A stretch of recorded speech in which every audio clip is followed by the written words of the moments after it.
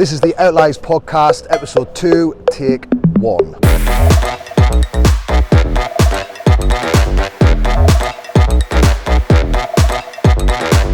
All right, good morning everybody. This is the second in a series of podcasts we're going to do, and we are going to focus everything around green, recycling, IT reclamation, all that kind of thing. Got our good friend of the business here, James, from Sustainable Business Services. Anyone who's serious about carbon reduction and making sure that all the data that they have in place is reflecting what they're doing from a carbon point of view, you should all speak to James, and we'll put some tags in the bottom of the podcast at the end. James, welcome. How you doing, mate? You all right? Very well, thanks. Really nice setting this morning. Yeah, it's all right now. Yeah, absolutely. It's all right. You could be anywhere in the world, James. Look at that. Look at that. Beautiful, isn't it? Right, so I think what we're going to focus on today is, and this is a subject that we talk about more and more and more, James, and I think you're probably best placed to explain it from a really, really granular level, better than I am anyway, is that every time I talk to anybody about scope 1, 2 and 3 emissions, there's a few blank faces around the room, and that's despite what kind of job the people do at the companies that we're talking to. So I know there's a bit of pretext that you mentioned, so I thought we could just have a wander and you can give us the pretext to how that works, eh? Definitely. As you say, there are lots of terms, let's say, in the carbon sustainability industry. There's lots of jargon that people, even in the industry, still are looking to get their heads around. Scope 1, 2, 3 emissions, net zero, a carbon footprint. See, you're going to get run over any second now, sunshine. If we start with net zero, that is what the government set a target around for all businesses and individuals, 2050 net zero. Net zero means the balance of carbon emissions emitted by an organisation after it's removed emissions that it can, and within that able to offset some of those residual emissions.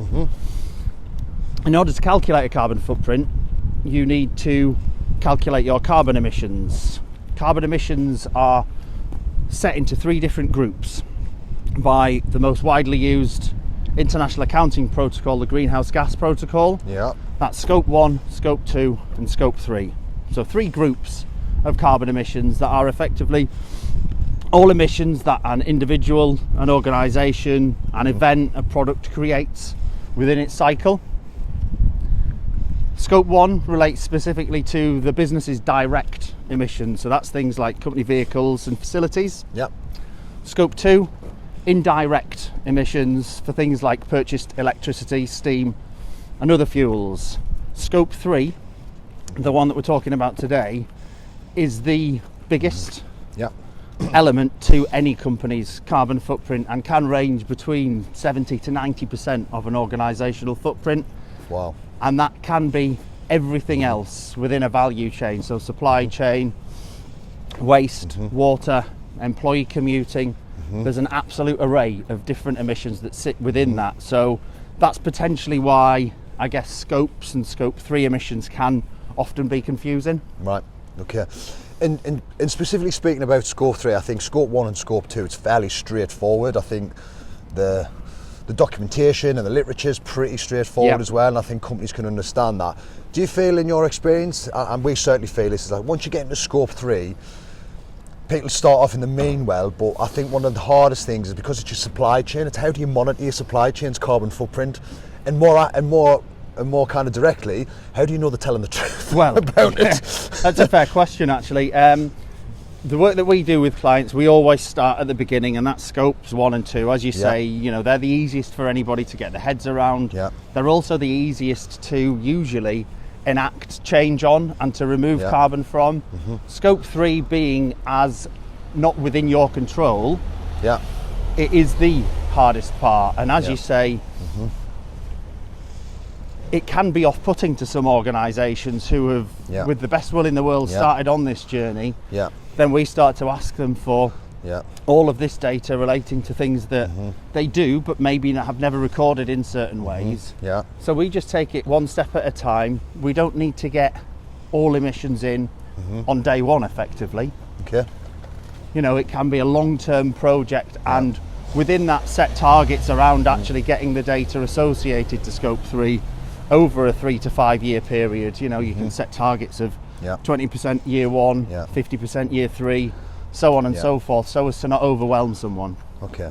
And a couple of things, just this is things off the top of my head. One of the big ones that stands out for me is I read an article from Microsoft the other day, I don't know if you've seen that one, whereby they'd done masses of work to literally offset all their 1 and 2 emissions, and then the pandemic, as a total irony, blasted that out the water with all the scope 3 emissions, because that was a success-based story. Yeah. So the more success they had, the more it wiped out their efforts on carbon footprint, and I just thought that was mad. Do you know what I mean? Yeah, I do. I mean, Microsoft have got some really, really amazing targets. They want to be net positive and to remove emissions associated to their historical emissions. Yeah. At a date not too far in the future. And like you say, for them, within Scope 3, the more successful they are, the more people buy their products and use their services, the bigger that ultimately becomes. You'll note that a lot of these large organisations now, in order to enact change in that Scope 3 emissions space, are looking at their supply chain. You mentioned it before. That's the big place for these organisations to work collaboratively with other organisations to help them on their journey.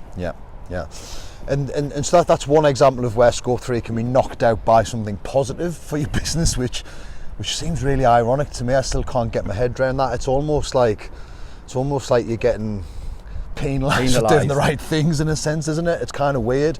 Now look, the other thing as well is one of the things that I would say on that point is a lot of the green stuff that we find, not what we do, by the way, everyone, you know, you can talk to us, and none of the stuff that we do to help you with carbon emissions is going to cost you any money, but there's a lot of stuff out there that does.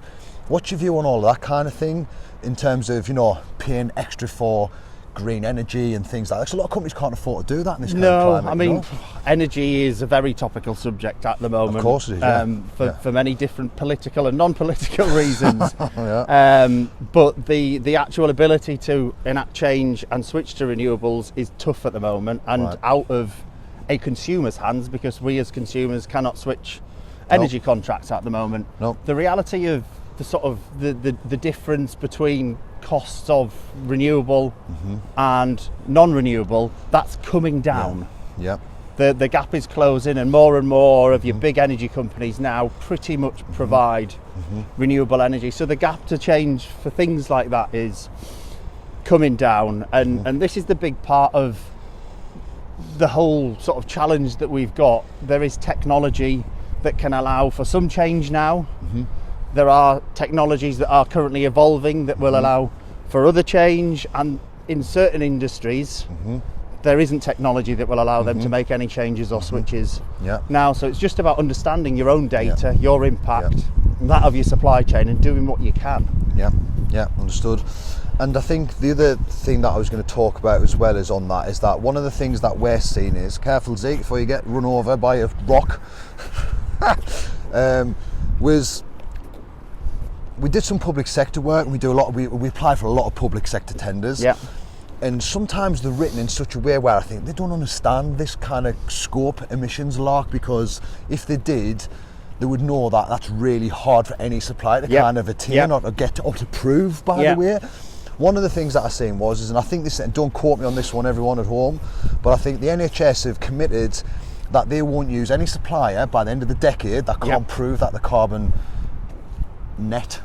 Did you say that? Did I read that right? Well, we've been involved in a number of the local NHS trusts supply chain webinars. And interestingly, they are on this road, and probably taking that back a few steps. Large organisations, over 250 employees, 36 million turnover.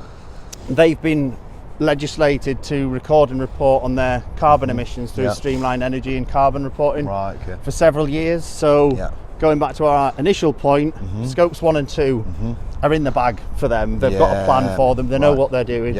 So they now have a roadmap within scope 3, which is why they're now asking lots more questions similar to that NHS tender. And I think they probably don't appreciate that they've had that head start. They've had the ability to start this process, and asking a lot of that information now for SMEs who traditionally might have worked with them, Yeah.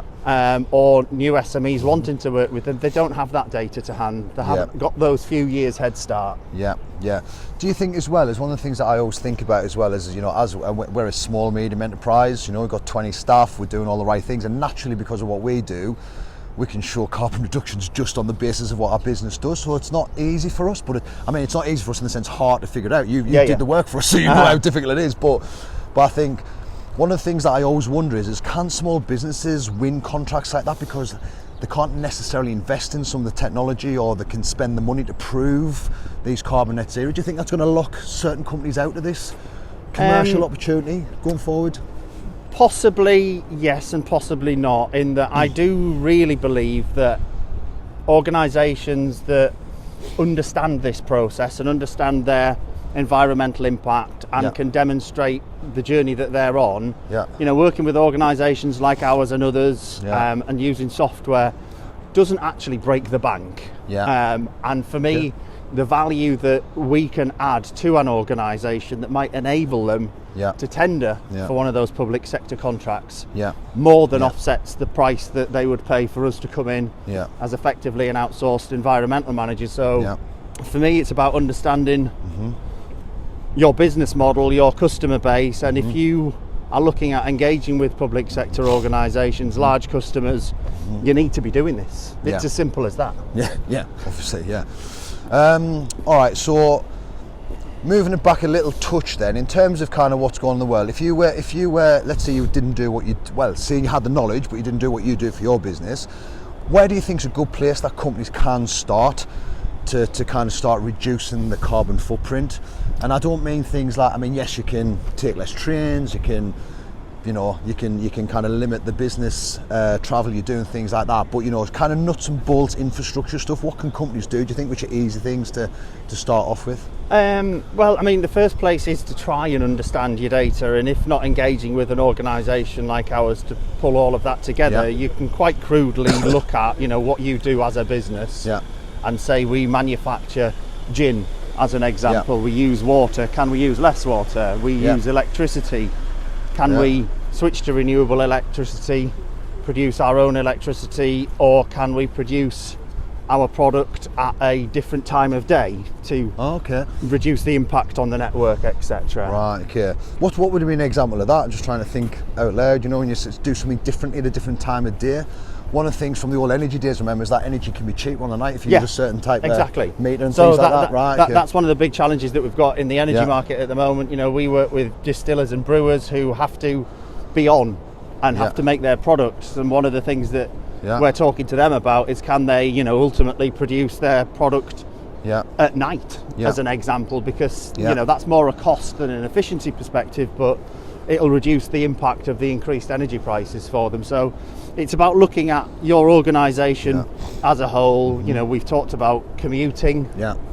Some organisations we work with have moved to 4-day weeks, flexible working, encouraged staff through incentives for public transport, etc. So if you look at your business, if you're a people service business, your people will ultimately be your footprint. What can you do to help them do more for less, if in effect?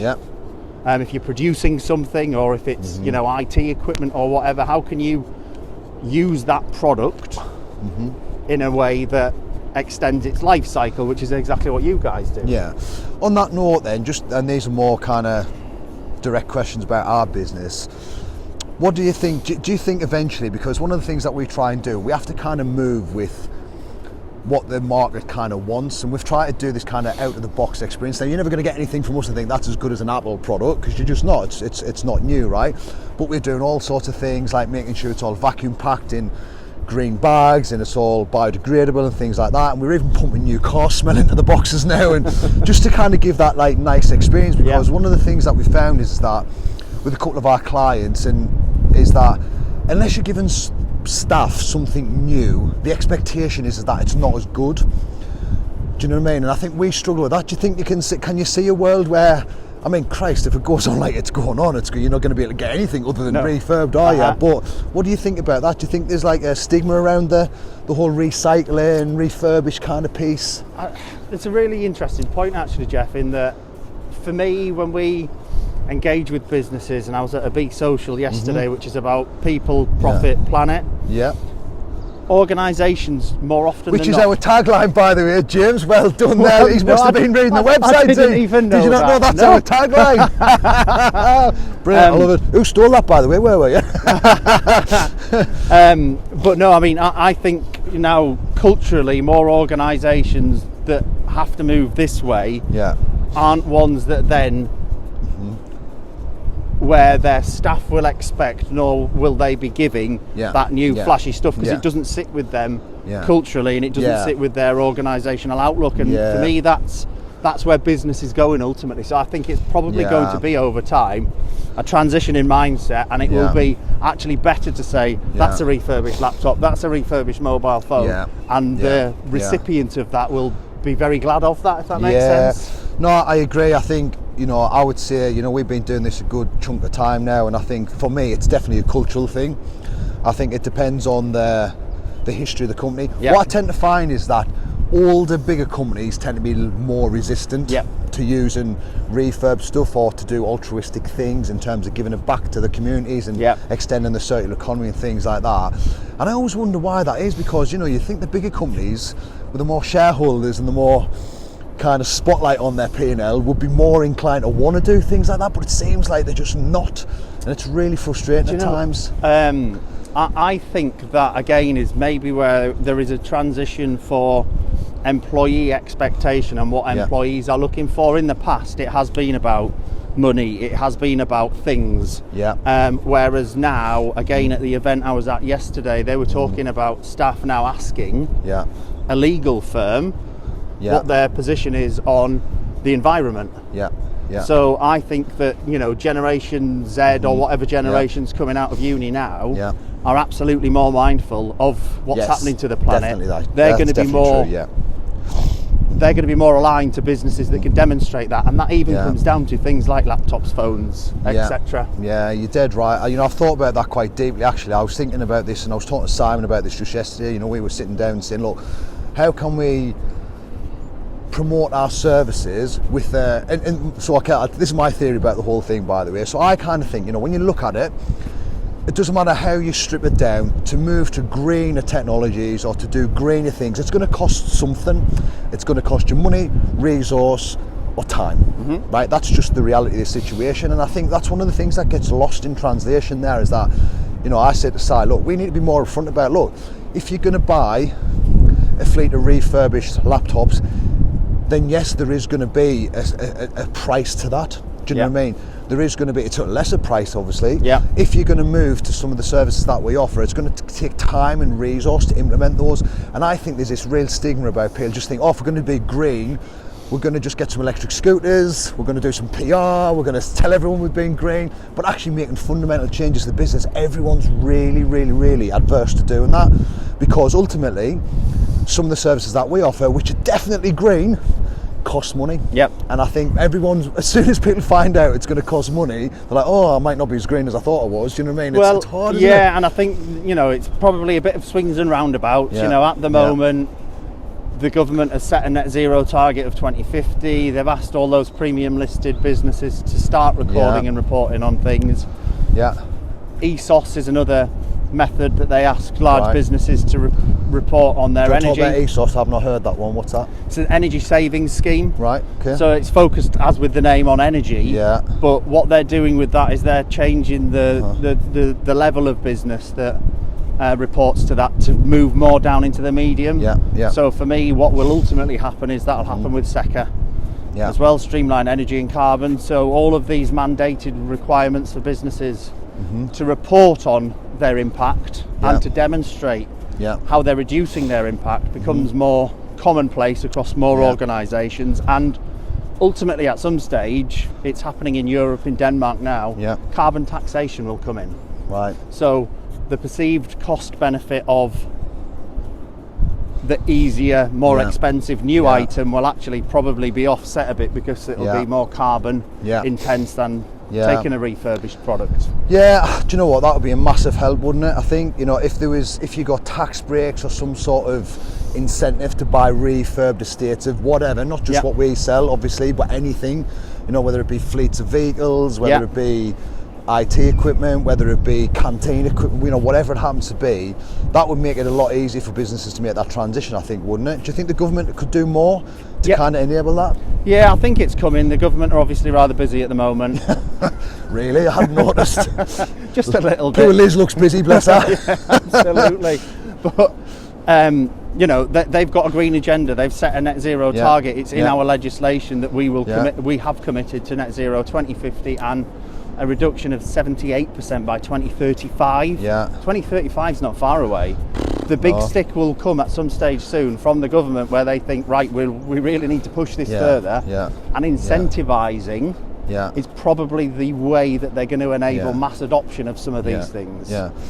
So okay then, so you know that's an interesting point is the political landscape. There's a guy I know called Freddie, really smart guy, and he's doing some really good things in the air quality space, and one of the things that he taught me was that when this legislation went through originally, he kind of pitched it like, and it really helped me understand it a little bit. He said, look, at the time that was all going through, Brexit was on the horizon, and his version of events is that the legislation, the documentation and the help for companies wasn't as good as it could have been because they were so busy doing all of that. He said, so that kind of got left to the wayside. Would you agree with that? Do you think it's still misty and there's not enough information for companies? Guidance, yeah, I do. Maybe? I mean, I do, and we speak about this a lot actually. I think what is driving the change now is organisations, people, not so much legislation and the government, which is quite sad really. You know, we're all in this together, we've all created these issues to our beautiful planet, and we need government. We need government to support business,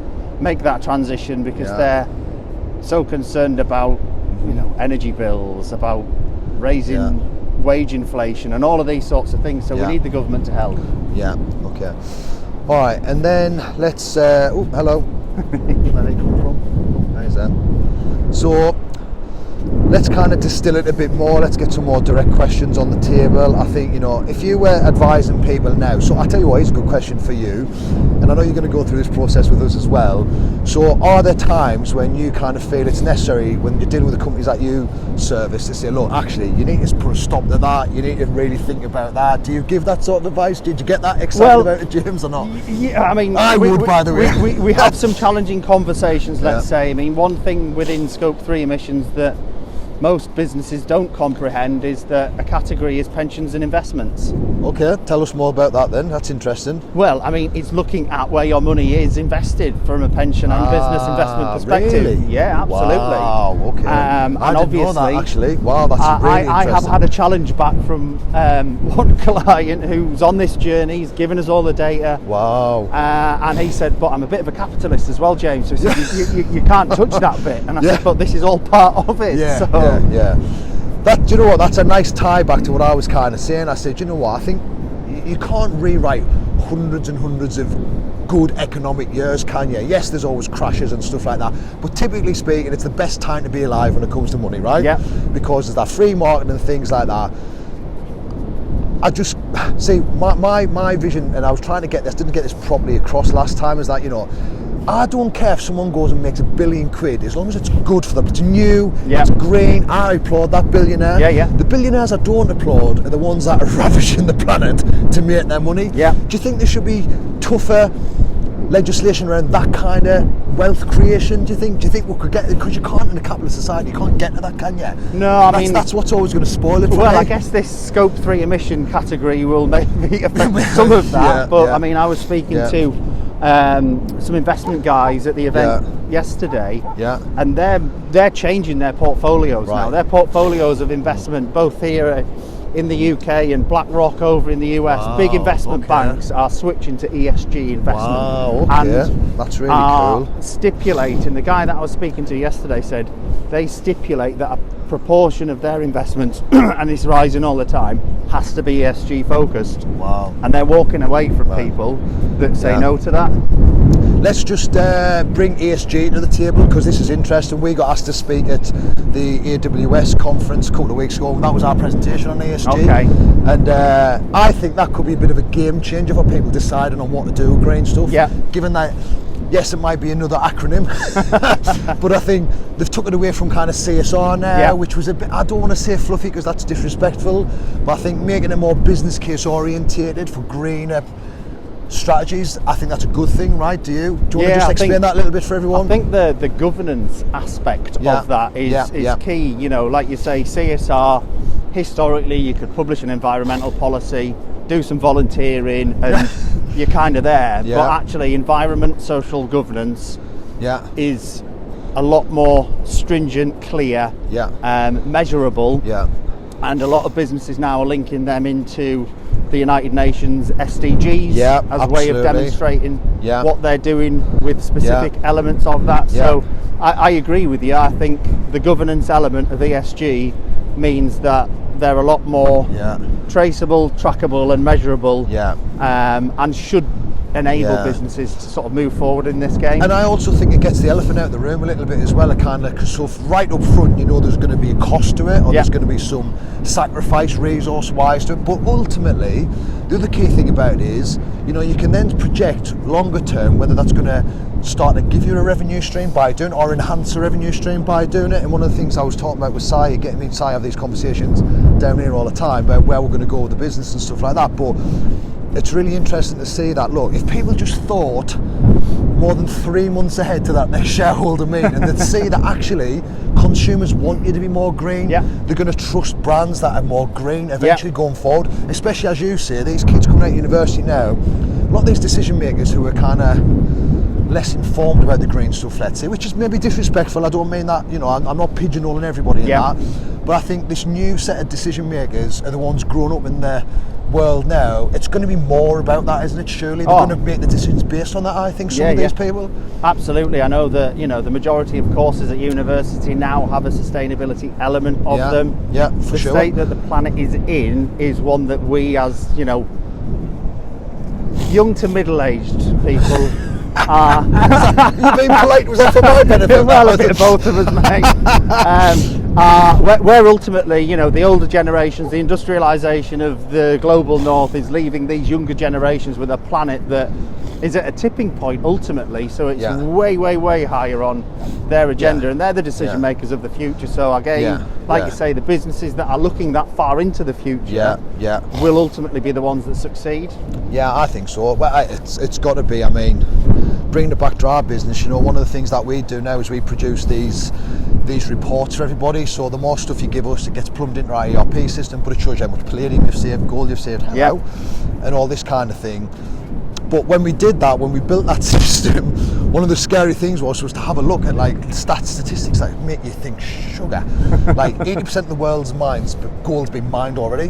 All right. Well, how much of that 80% built all the laptops in the last 10 years? You'd be surprised. It's a big percentage. You think that you can't carry on. No. You just can't go on like that. So unless they find another element, which we currently don't know anything about, they're going to struggle to build anything new shortly in some senses, gold-wise especially, palladium and things like that. And it does just make you think that there needs to be a massive transition. But I do think back to what you were saying, that the new decision maker people that's coming out of university now, you know, these people are going to be running these companies in 10, 15 years time. I think that'll get better naturally. But I do worry about the next 10 years in the sense that, and this is back to that capitalist, you know, that conversation with that guy, you know, leave me capital investments alone. Because he's thinking about retirement, he doesn't care. No. He's just thinking, well, I've got another 10 years left, let me make some money and I'll let everyone else figure that out. Do you know what I mean? And I do think there's a lot of that going on still, James, I really do. Well, there is. I mean, there's so much short-termism in that sense, and we see it in the government playing out every day, you know. That the long-term view of all of this is the key, and not scaring people off with, you know, in big investments in solar and EVs and all of that. It's about just starting the journey, engaging with your people within an organisation, because these people have started typically now, and developing that strategy and having an ESG or an environmental focus on a lot of what you do. Let's talk about EV for a minute. We've mentioned it a couple of times. It's one of my bugbears, by the way, this EV thing. So I seen a post on LinkedIn yesterday. Now on the face of it, you'd read that post and say, well done you, great little thing you've done there. But I was just starting to kind of unfold it and think about, you know, I'm not going to name the name because I think it's unfair because they've not responded back to my comment yet, but I think there's a big brand that everyone will know, hundreds of thousands of employees worldwide, and at their head office they've just installed 400 electric points, and they're like, yay! And I know for a fact, because I've done business up there, there's a damn sight more parking spaces than 400 at that particular place. But my question is, all right, well that sounds great, but how many are getting used? How many are getting used? So you spent all that money putting these points in. Was that because there was a need for 400? I suspect it probably wasn't, James. Do you know what I mean? But my point back to this EV thing is, listen, Tesla's done well, all of this kind of thing, but the savings, and ultimately we talk about this, people won't do it unless it's going to save them some money. And I heard a statistic the other day saying that now, because of fuel increases and the price increases, taxi drivers who've switched to electric are saving something like a penny a mile. That's not a good enough incentive, is it? Financially, it isn't. You know, for me, I always take it back. But isn't financial everything? That's what they're going to make decisions on, aren't they? I mean, it does drive things. I guess, 400 EV chargers at a work site, you may think that that's to help them encourage staff commuting, but how can all of their staff in a financial crisis afford to switch to electric vehicles? There are some really good salary sacrifice schemes out there at the moment that can enable organisations to help them, but you're absolutely right. Everybody nowadays is looking at how and what they spend across all of it, and there isn't any getting away from the fact that the upfront cost of switching to EV are huge. And for me, I haven't switched to an EV yet. I'm running my car to the ground before I do, because the embedded emissions in production of an EV outweigh me needing to switch at the moment. And I think, and this is the point I was trying to make, and I don't want to, I'll mention the dirty green word in a minute. We'll talk about that because I think it's relevant, but that was kind of what I was getting at with this post yesterday. It's like, look, you've said that as a big statement, that look at us, but I just want to know a bit more. Like, why have you done it? What did it cost you? What resource? And actually having all of those diggers on site turning your car park upside down, did it actually give you a carbon benefit by doing it? Do you know what I mean? That was my kind of point. I think, but people don't want to tell you that stuff. They just want to say, go fund electric points, look at us. And that's a really good point, and very well challenged. For me, when we talk to our clients about the work that we're doing with them, we really encourage them to talk warts and all. There are things that organisations can't do now. They might be in a serviced building, and the landlord's on a non-renewable tariff. They might have a haulage business with 120 HGVs. They can't switch them straight away. So it's warts and all saying, we're on this journey. These are the reasons that we're on this journey. These are the things that we're doing, and the benefits, both cost and carbon of that. These are the things that we can't do right now for these reasons, but we've got them on our radar, and we will attack them as soon as we can effectively. Do you think companies that do these green, I don't want to say PR events, because that's really wrong, and it's probably been a bit cynical, I think, but like, I often think when I see some of this green stuff that gets up on LinkedIn and social media and things like that, I think, that's more like, what's the word I'm looking for? It's more like, it's not superficial is the wrong word, but like, it's more like, I can't think of the right word. Look at me. Yeah, it's like, look at how green we are. Without actually, if they took the time to do the business case and the compliance and the governance, I'm sure most companies who've done the things they do would do another different thing. Because it would ultimately be better and greener. That's the point. That is absolutely the point. I guess it's similar to the social media generation that we live on, isn't it? It's people saying, look at me. When actually, frivolous is the word I was looking for. Frivolous green things. There's a filter on, and actually, you get behind the filter and it isn't quite what it may seem. Actually, the biggest value in any company demonstrating an event, what they're doing, or a potentially really good story around installing 400 EV chargers. It's about the context that sits behind that. What results that they will deliver from that. What challenges they might have faced. To get there, and then that resonates with more people, that will enable more people to make smarter decisions. Exactly. No, I do think you're right. I think it's actually, we didn't have this on the agenda today, but I think that ESG thing's worth promoting a bit more for customers, prospects, and people who deal with it all the time, because I think if people actually sat down and looked at it, there's probably some really good changes they can make which are cost efficient, better in the long term for their business, you know, and things like that, which actually are not going to cost arms and legs. And I think that's kind of part of the problem now, is that green tech or green improvements is almost starting to become a bit of a bugbear for decision makers. Think, oh God, how much is this going to cost us, and what's that going to do? It's a distraction away from the business. And I'll tell you why I think that as well, is that, and AWS did a really good presentation when we were there, but one of the things that was really interesting is that the top 5 priorities for businesses right now, according to all the latest data, none of those top 5 have anything to do with greening. Number 1 is make more money. Number 2 is cut costs. And you just think, now it's changed. Nothing has changed. And this was a green conference we're at. Right. And you just think that yourself, surprises me. Yeah, none of the top 5 business priorities include green strategy. And which I thought was really interesting. I don't know where that data came from. It was Amazon's data. Yeah. You'd imagine it was good. Well, I've seen some recently where it is there and up there, and it's sort of moved up and down with financial crises and stuff like that. But that's more a consumer survey, I think, that I've seen. Yeah. You know, ultimately, I think that actually you don't get to 1 and 2, profit and cost, without the green strategy. Yeah, I agree. Not anymore. You can't anymore. They go hand in hand. They do now. Yeah, sure. They definitely do. All right. So I think we've darted around a bit there, but I think we've got some good bits out of that. Right, we'll take a break on that seat, I think, for a minute. Yeah, do you want to go to Fausto's?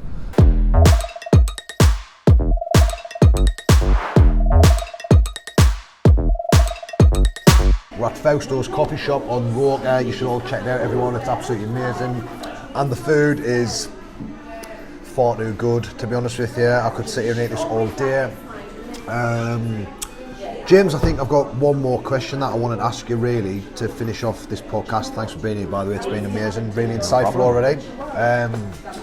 So one of the things we were talking about off camera there is how to build a community, or to get a community of actionable people. When I say actionable people who can actually make a difference to kind of support some of the sustainability programs we're trying to encourage businesses to do. You mentioned you had a group already, so you want to talk about that a bit?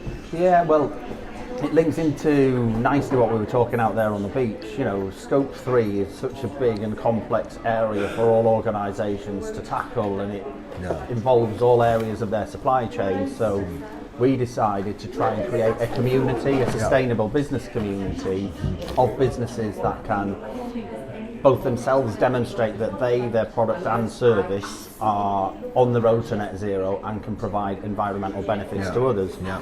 So in effect, that community where if you need a recruitment consultancy, an IT refurbisher, whatever it is, you can go to that community and know that any of those businesses on there are on the same path as you and can ultimately reduce your Scope 3 emissions. So we did that a few months ago, and we're just building it up at the moment. It's open to any business, it's free, they just need to complete an annual survey. We'll get a plug of that on this as well then, Zeke. Yeah, good.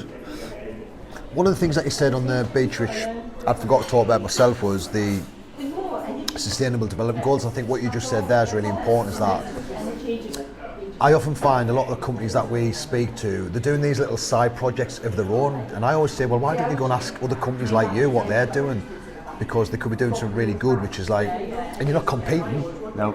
You know, no one's competing in the green space, are they? It's like, you know, we're not competing against each other. It's a collective thing. So I think we've very much tried to rely on our services and what we do with SDG 12, because it's kind of the most relevant to us. Yeah. Would you encourage people to do that as well, to kind of think about, because that's kind of the blueprint for sustainability, right, worldwide. Yeah. So it makes sense that everyone should maybe take some guidance from that, do you think? No, do you think absolutely. that's a good idea? Yeah, absolutely. It's something that we encourage our clients to look at and consider within their own operations. We're aligned to 13, you know, climate action. It's ultimately what we do as an organisation, and I think exactly like you say, it's a globally recognised blueprint. And actually, touching on the public sector tender point, you know, the ability to evidence, you know, environmental social governance, if you can do that through aligning yourselves to SDGs, that's recognised across the board now. So I absolutely agree.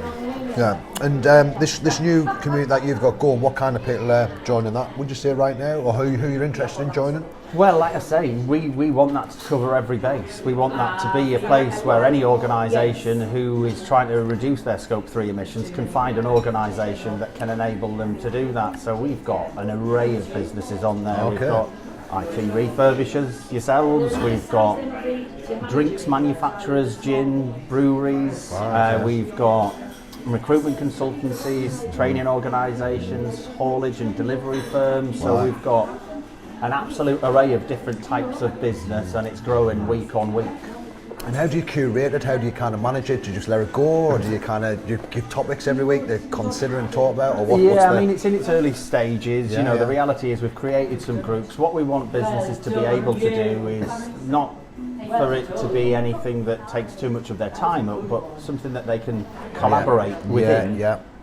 Share their best practices, share their ideas, and ultimately help each other reach that same goal. Right. Okay. Oh, hello. Wants to be part of the gig. Oh, it's the same dog as mine, ain't it? I've just got little Boston, little Bozzy. So I think I'm going to put you on the spot a touch now, James. But I'm just going to ask you to finish off nicely. Top 3 things you think people can do right now, today, to impact positively Scope 3 emissions in their business. Where would you start? There's top 3 things you'd start with. I would start with trying to understand what within those 15 categories your business, you as an individual emit. You know, we all use water. How can you use less water? I guess try and make that specific to your industry or organisation, so that's maybe more applicable if you're a gin distiller or a brewer. Of course, If you're a people business, commuting is probably higher up on your agenda. So what are the things that you can do? And look at the free things first. You can invoke a cycle to work scheme that's free. You can encourage car sharing that's free. So understanding what your impact is and looking at the free and easy low-hanging fruits in the first instance, then look more strategically into the future. Right. So I guess in summary, it's, you know, your business model and operation, see where your heaviest impacts are and address those first, basically, right? If it's easy enough to do. And I guess the other point there that we touched upon out there, it's about engaging with your supply chain. It's about going out to your supply chain and saying, this is the journey that we're on. We'd really like you to come on this journey with us. These are the things that we're doing. We want to collaborate. Yeah, and I think, do you know what, that's a really, really good point. I think there's a lot of that, and I think the NHS, guilty or not, I don't know, but their statement that said we're not going to use anyone who does X, Y and Z at the end of the decade, for me that would have been a much better statement if they said, look, we've got all these supplies that we use currently, we're on a journey, can we now start to collaborate to get to that point instead of just being, do you think they're doing some of that? They're doing some of that to a point, and I think in doing that you do need that end point that says if you're not by this point, then you know we ultimately can't. You know, we've been involved in some of their workshops. And some of the workshops are really good actually. They're saying what they're doing, why they're doing it, what they're not succeeding with, and what the biggest challenges are. And they recognise that supply chain's the biggest emitter, and ultimately for them to reach their goals, they need them to help them.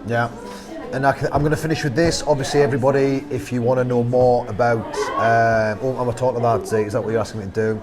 I'm talking to you now. So I think the last thing I was going to say is that if anyone wants more information on Scope 1, 2 and 3 emissions and how to reduce their carbon footprint in their business, James is the guy to talk to. He's done a great job helping us out, and he's helping lots and lots and lots of other businesses out. So that's the first protocol. The last thing from you, James, where can people go to get more information on Scope emissions in general? Where's the best literature, would you say?